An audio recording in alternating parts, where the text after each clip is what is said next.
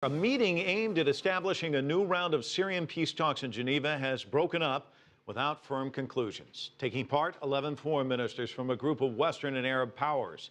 The group calls itself Friends of Syria, and it met with the Western-backed Syrian National Coalition in London. But as Richard Bestic reports, disagreements appear to have further delayed the prospects for progress. The challenge facing the 11 foreign ministers was how to present a united front at peace talks in Geneva that were planned for next month.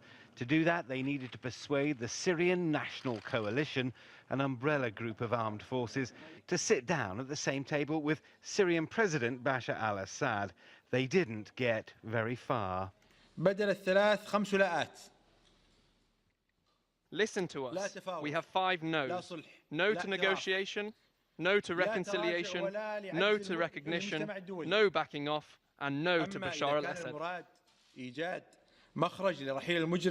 US Secretary of State John Kerry remains hopeful, however. I'm confident that in the end the opposition will decide this is in their best interests. You can win at the negotiating table.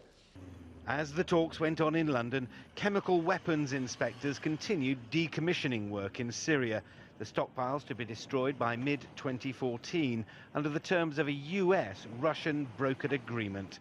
Mid-2014 is also a possible date for elections in Syria.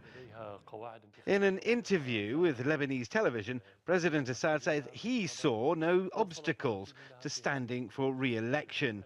As the London 11 is agreed he can play no part in a future government, the Syrian leader's view would appear yet another setback for hopes of peace talks. The mood music then from this gathering in London is far from cheerful. The confidence expressed by the US Secretary of State, perhaps more planted in a belief that the fighters of the Syrian coalition have little choice other than to attend a second round of peace talks in Geneva next month. Richard Bestic, CCTV, London.